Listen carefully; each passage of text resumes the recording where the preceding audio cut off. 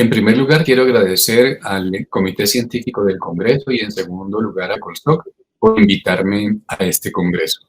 El tema que voy a tratar hoy es el acto médico, sus implicaciones ético, jurídico, disciplinarias.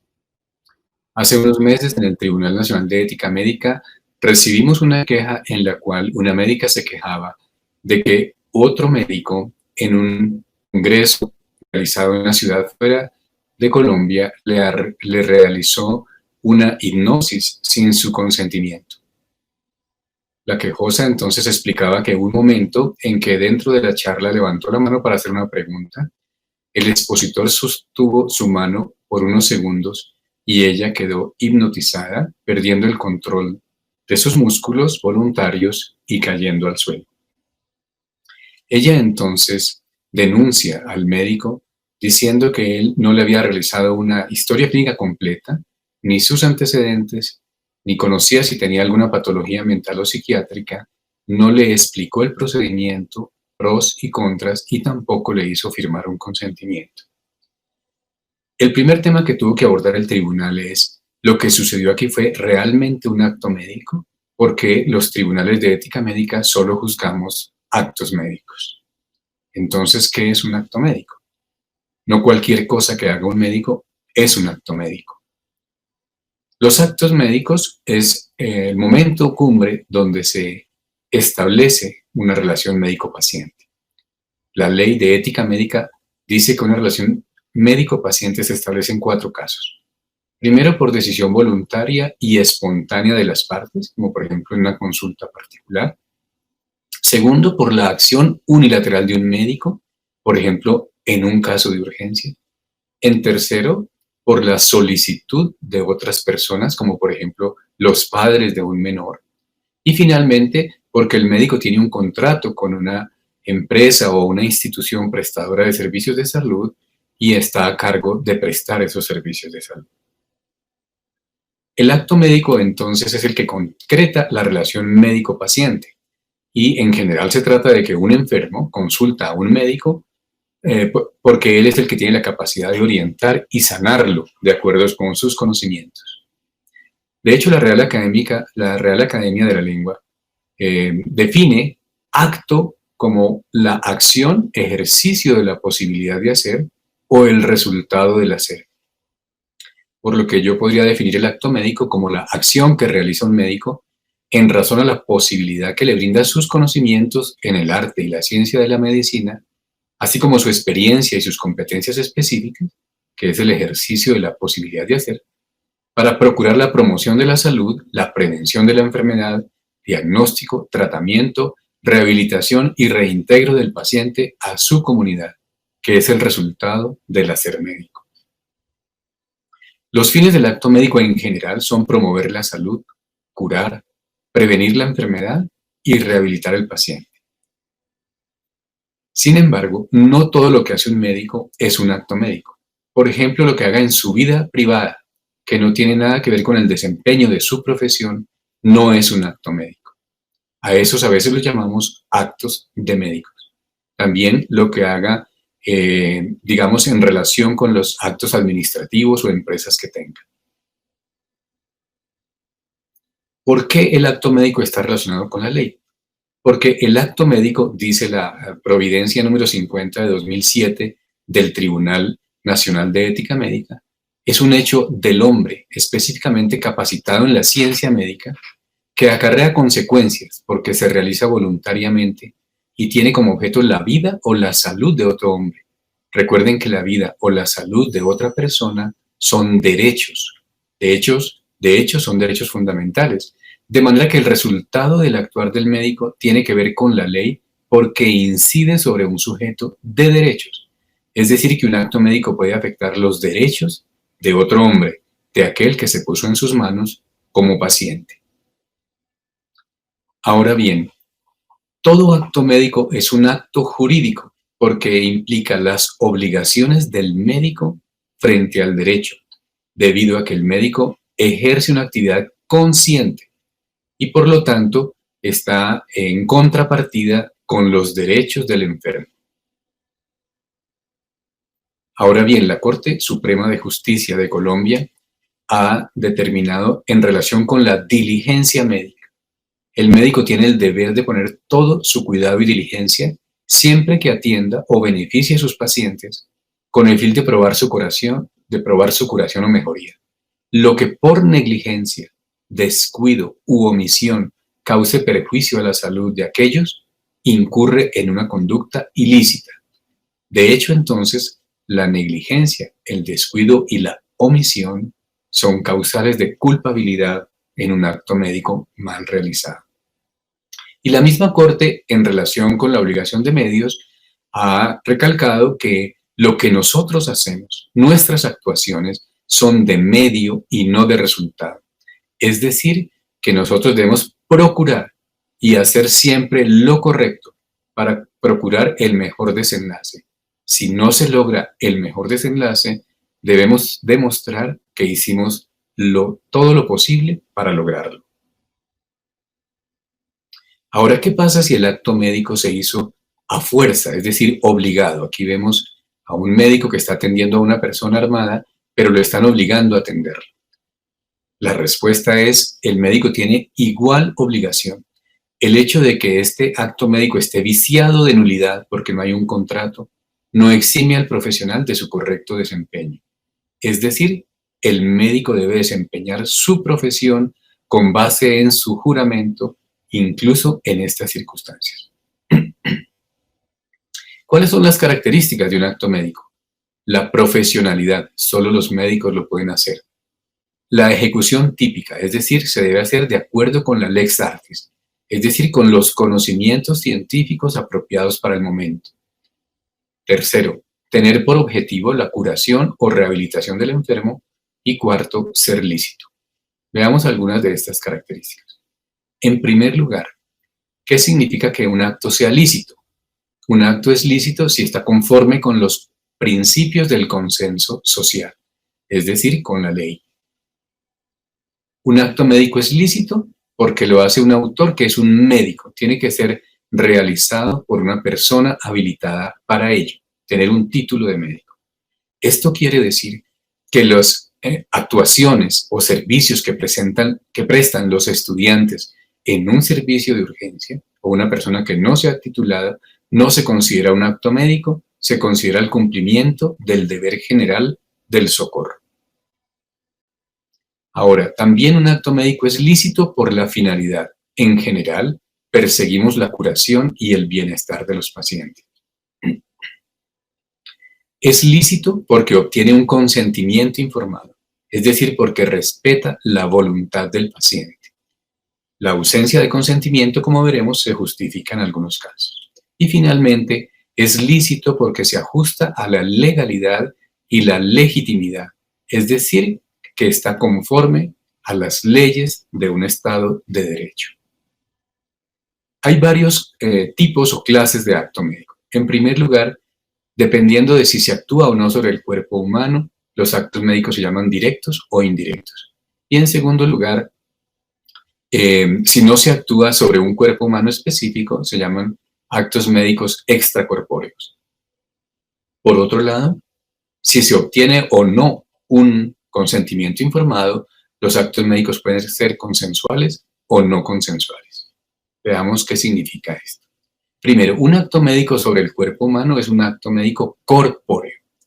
Estos actos médicos corpóreos pueden ser directos o indirectos.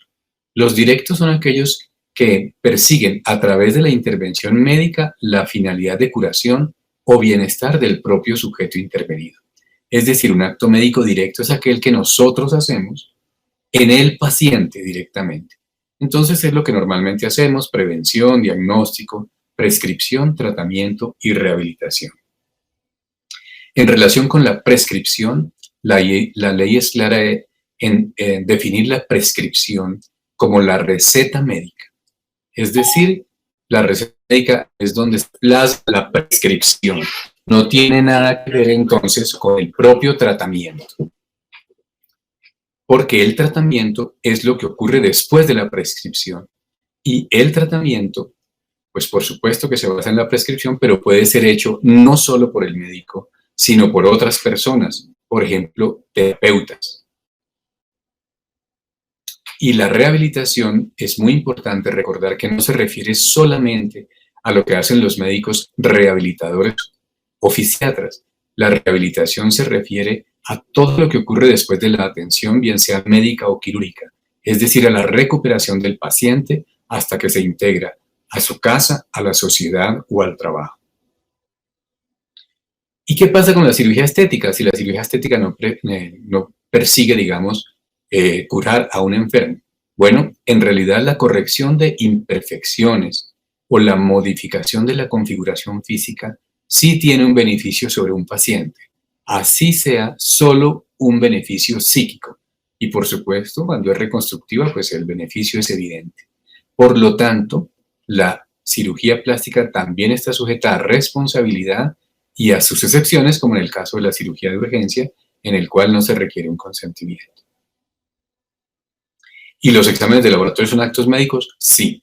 Los actos médicos, los exámenes de laboratorio por actuar sobre materia orgánica perteneciente a un cuerpo humano se deben considerar actos médicos. Por supuesto, se consideran actos médicos indirectos. Lo mismo puede ocurrir con otras pruebas de imágenes diagnósticas, por ejemplo. Ahora, ¿qué son los actos médicos corpóreos indirectos? Son aquellos que no se hacen para, como finalidad, un fin curativo sobre el individuo mismo, sino que puede ser sobre otros individuos, ¿sí? Pero que tienen, digamos, una finalidad en promover la salud. Por ejemplo, las necropsias en casos de una epidemia para determinar causas de mortalidad. En los trasplantes de órganos hay una persona sobre la cual se hace un acto médico corporal directo, que es el que el que recibe el trasplante, y el otro es indirecto, el que lo dona porque tiene una satisfacción personal. Lo mismo ocurre con las transfusiones. Y los experimentos sobre el cuerpo humano también son actos médicos corpóreos indirectos. En el caso del trasplante, entonces, como acabamos de explicar, hay un acto médico indirecto, que es el del donante, y uno directo, que es el receptor, que es sobre quien se persigue la acción curativa. Las autopsias también se consideran actos médicos porque se practican en general para la promoción de la salud, inclusive cuando se hacen por fines de enseñanza, porque promueven la salud a futuro, haciendo que otras personas se formen en los actos médicos. Las investigaciones son actos médicos indirectos y, por supuesto, requieren la firma de un consentimiento informado. Esto ya lo mencionamos. Hasta ahora hemos hablado de los actos médicos corpóreos. ¿Qué son los extracorpóreos? Los actos médicos extracorpóreos son los que no se hacen sobre el cuerpo humano, pero tienen que ver con los fines del acto médico. Entonces aquí están las fórmulas o recetas médicas, todos los certificados que expedimos, desde una incapacidad hasta una licencia de maternidad, un certificado de mortalidad, la historia clínica y las investigaciones técnicas y biológicas. Nunca dejar de recordar que la historia clínica debe reflejar con máxima fidelidad la totalidad de los datos referentes al proceso de la atención médica.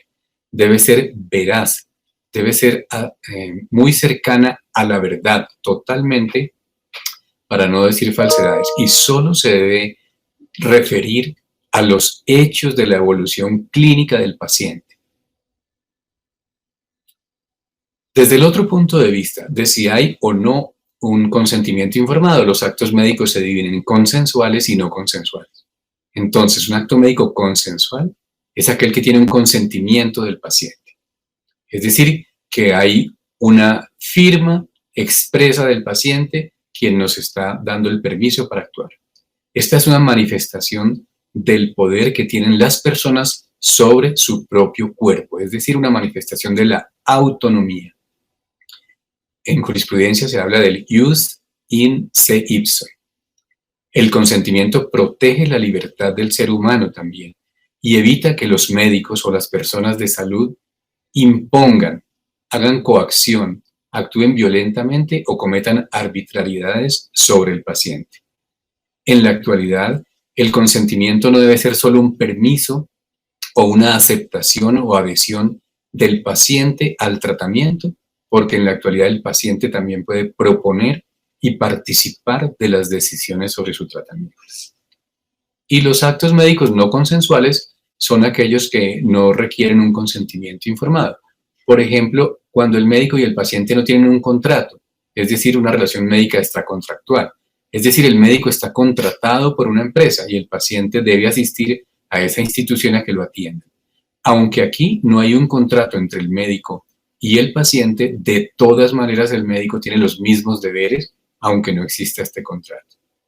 También hay actos médicos no consensuales, es decir, sin firma de consentimiento, en los casos de urgencia, cuando los médicos tienen contrato con una empresa y no con el paciente, y también los médicos que realizan funciones públicas y deben hacer actos médicos en la salud pública. ¿Qué pasa con las decisiones que toma un médico en cargo administrativo? ¿Se consideran actos médicos? Sí. Cualquier acto médico, sea clínico o administrativo, cuyo efecto lleve a una lesión a un paciente, convierte a este galeno en sujeto disciplinable por haber realizado mal un acto médico. Es decir, que no se acepta que un médico que toma una decisión que es lesiva respecto a uno o más pacientes en su área de desempeño administrativo, argumente en su defensa que esta conducta no transgrede el Código de Ética Médica porque es un proceso administrativo. Si un proceso administrativo bloquea la atención de un paciente, es un acto médico y es punible. La decisión, en el caso que mencionábamos al comienzo de esta charla del tribunal, fue considerar que no se trataba de un acto médico. Este acto de hipnosis fue más bien un acto de tipo circense y no cumple con ninguno de los criterios de un acto médico y tampoco entra en ninguna de las clasificaciones que revisamos. Esta es una consideración que hicimos en cuanto a un acto médico. La consulta no es solamente un compromiso profesional o laboral con el paciente o con el usuario, como se habla en la terminología actual del Sistema General de Seguridad Social en Salud. La consulta es un acto médico de un profundo significado para el paciente y el médico. Es el encuentro entre las necesidades físicas, es decir, corporales, biológicas, pero también las psíquicas, las ansiedades, las necesidades psíquicas del paciente, las espirituales del paciente y, por supuesto, la persona que es el médico con sus conocimientos, su humanismo y su humanitarismo. Las limitaciones del tiempo dedicado a este acto médico, a la consulta, afectan no solo la relación médico-paciente, sino la calidad de la atención brindada. Por lo tanto, el Tribunal Nacional de Ética Médica ha considerado que no se debe establecer ninguna limitación a la consulta en términos de tiempo, porque afecta la calidad del acto médico y puede llevar a consecuencias jurídicas, éticas y disciplinarias. En conclusión, el término acto médico comprende un conjunto complejo de acciones que lleva a cabo el profesional de la medicina y no se limita únicamente a acciones clínicas individuales. También pueden involucrar a las comunidades y a la sociedad. Es decir, los actos médicos de salud pública son precisamente actos médicos. Pero también son actos médicos los exámenes de laboratorio que se realizan sobre un paciente, los exámenes de apoyo diagnóstico e imágenes, por supuesto, la radiología intervencionista, las necropsias, bien sea clínicas o docentes, las investigaciones, bien sea en muestras aisladas de patología o de sangre o de suero, o en todo el ser humano intacto. Son actos médicos también las transfusiones, los trasplantes y finalmente los cuidados paliativos, el ayudar a bien morir. Aquí el fin no es curar o rehabilitar o reintegrar, pero eso es un acto médico. Los actos médicos implican responsabilidad jurídica porque involucran los derechos de las personas, es decir, se actúa sobre derechos fundamentales del paciente o del usuario. Y finalmente, no todo acto de médico es un acto médico y cada uno acarrea diferentes responsabilidades. Muchas gracias.